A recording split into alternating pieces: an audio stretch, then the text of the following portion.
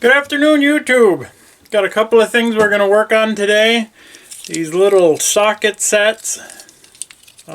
They came with their little thing on them. I want to clean these by electrolysis, but I don't want to tie up my battery charger, so I did a little research and some toying around, and I figured I had a way. So I'm going to bring you in and show you what I figured out. Alright, so I've gathered some stuff here. Tell you what I've got. So I have a battery charger for a cell phone. This is old Nokia. I don't have my magic eyes on, so output 3.7 volts DC, and it puts out 340 milliamps, so 0.34 amps. Kind of liking that. So this set wasn't nearly as badly rusted and came out quite a bit better than that other set.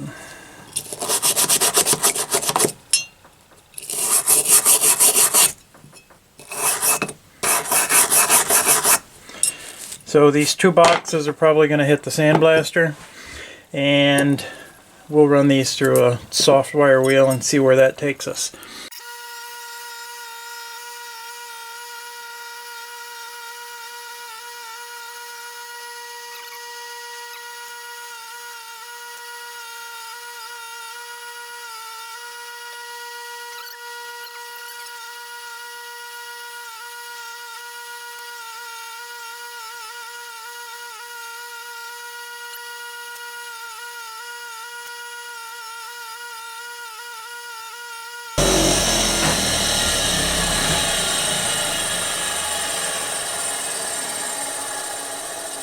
You guys see that?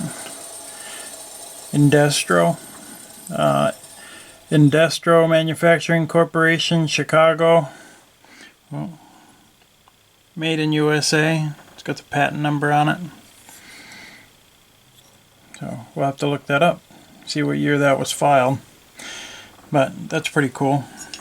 This one doesn't seem to have any markings on it at all, but being of the same style, and the sockets are all but identical with the same knurled markings.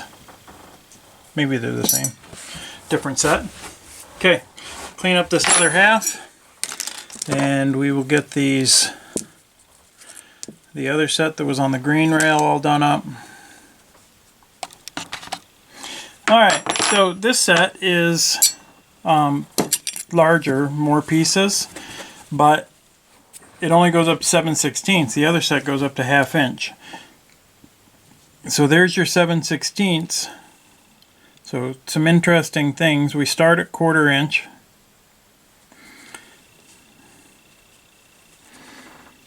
Yeah, we start at 1/4 inch and 5/16. And then these two. This one is again, where am I?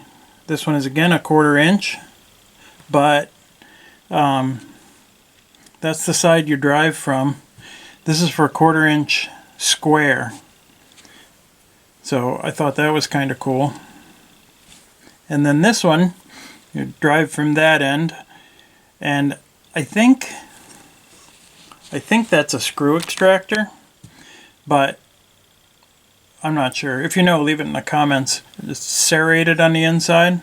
I thought that was kind of cool too. And then we go up to 11/32, 3/8, and 7/16. So more sockets, but definitely a way different set than the red set. So, and these did not come out nearly as well as the red set did. They were in worse shape to start, so it doesn't surprise me they're in worse shape to finish. So I'm going to take these two pieces over to the sandblaster. We will get them all cleaned up, and then we will go figure out where we're going from there. Alright, T-Rexers, I went and sandblasted these. Sorry, I didn't do any footage of that. It would have taken me longer to get the camera over there than it did to actually sandblast these. They came out alright. We can see that patent date and the Indestro manufacturing on the bottom of there is still pretty good. But there's an awful lot of pitting in a lot of places. This one's not great, but then this one is really bad. So with all of the pitting, I am going to use the magic paint again.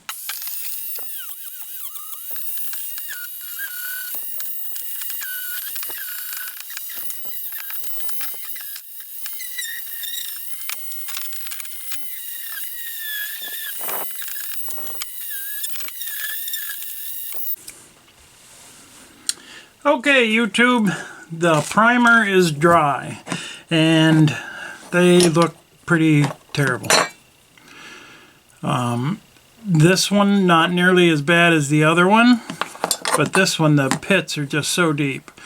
It would take 10 coats of primer. So I'm going to break out the Bondo plastic metal that we used on the red vise. If you haven't seen that one, I'll put a link in the description. This stuff works great. Don't get it on your hands. Don't get it on your fingers. I think most of it came off eventually.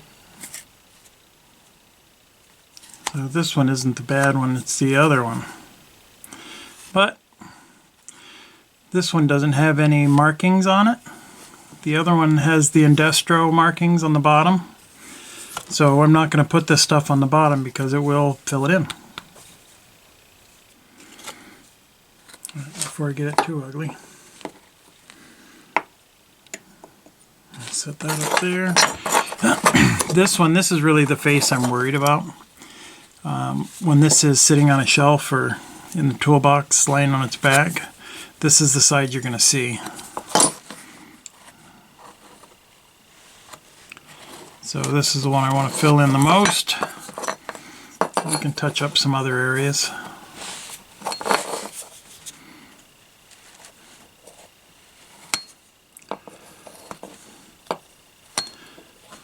So tempting to just stick my finger on there and just clean that up. Okay.